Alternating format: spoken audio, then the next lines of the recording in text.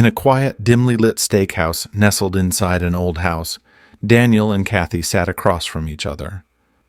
The restaurant had a cozy, intimate ambiance, soft lighting, low noise, and secluded tables in separate rooms. The old charm of this place was exactly why Daniel had always enjoyed it. It was perfect for a romantic dinner. Tonight, though, there was nothing romantic about the dinner he was sharing with his wife, Kathy. Daniel glanced at his wife, who was fidgeting nervously, her gaze darting around the room. She rarely looked him in the eye tonight. She looked beautiful, just as she always had, a smart, successful woman. But as he watched her, he felt something missing. For 28 years he had loved her deeply, but recently his passion for her had faded. As Daniel took a sip of his scotch, he observed Kathy more closely. She seemed hesitant, and her hands trembled slightly as she picked up her water glass. He knew she had something to tell him, something important, and he knew deep down what it was. "Daniel?" Kathy finally broke the silence, her voice shaky. "I've been thinking a lot lately about us." Daniel sighed quietly. "That would make a nice change," he replied with a hint of sarcasm. Kathy twisted her lips in frustration, but pushed on. "Well," she continued, "I wanted to talk to you about a separation."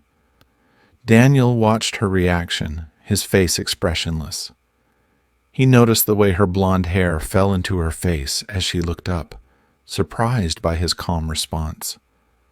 "No," Daniel replied simply. "No?" Kathy repeated, shocked. "What do you mean, no?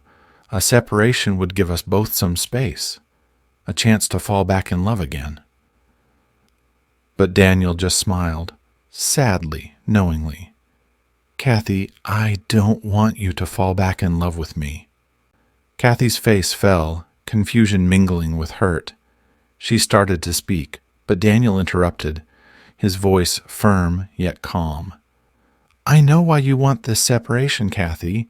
You want time to explore things with someone else, don't you? With Roger." Her eyes widened. "What are you talking about?" she hissed. "Roger is just a friend." "A friend?" Daniel chuckled, his voice full of disbelief.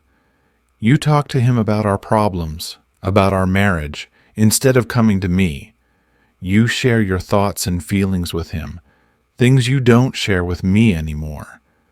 You confide in him, lean on him. You're practically building a new relationship with him right in front of me." Kathy's face flushed. She twisted her napkin in her hands, her frustration and embarrassment clear. "Daniel, keep your voice down. This isn't the place for this conversation." "Oh, I think it's the perfect place," Daniel responded calmly. "Why should I stay silent while you discuss our marriage with another man, while you plot the future of our relationship with him? You've betrayed me, Kathy." The waiter arrived with their meals, setting down Daniel's steak and Kathy's salad. Daniel couldn't help but smile as he took a bite of his steak, enjoying the food even as he confronted the painful reality of his marriage. Kathy leaned in closer, her voice barely a whisper. "Daniel, you're twisting things. Roger is a friend. He understands me in ways that you don't. He listens without judging." "Roger listens, does he?" Daniel's eyes flashed with anger. "And what do I do, Kathy? I've tried to make this marriage work, to bring back the spark." "I've tried, but it's always been just me working on it. Now it seems 3 people are in this marriage, and one is trying to take my place." Kathy's hands shook as she clutched her napkin. "You make it sound so ugly, Daniel. Roger has done nothing wrong. He's been kind to me." "Kind?" Daniel raised an eyebrow. "Kindness isn't what our marriage needs. Loyalty is. Commitment is. But it seems you found those things somewhere else." The rest of the meal was eaten in tense silence. Daniel finished his food, pushing his plate away as he reached for his wallet. He laid down $200 on the table and rose from his seat, looking down at Kathy with a mixture of sadness and finality. "Kathy, I won't agree to a separation. I've filed for divorce. I won't stand by while you explore things with someone else." He left the restaurant that night, feeling a strange mix of relief and sorrow. His marriage was over, but he was free from a relationship that had long since lost its joy. The divorce was tough. Kathy fought it, refusing to sign the papers, begging him to go to counseling to try one last time. But Daniel remained firm. They divided everything equally, and he walked away, feeling the weight of 28 years fall away as he moved forward.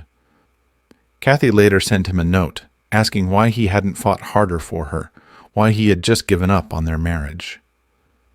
Daniel thought of her relationship with Roger, of the trust she had broken. He didn't respond to her note.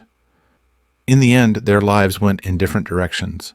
Kathy remarried quickly, but the new marriage didn't last. Daniel found peace in his solitude, spending his time with family and close friends, cherishing the freedom that came from leaving behind a love-starved marriage. He missed the woman he had once married, the dreams they'd shared, but he knew those memories belonged to a time long past, and in letting go, he had finally found the strength to move on. Dear listeners, please share your thoughts in the comments section below, and don't forget to like, share, and subscribe.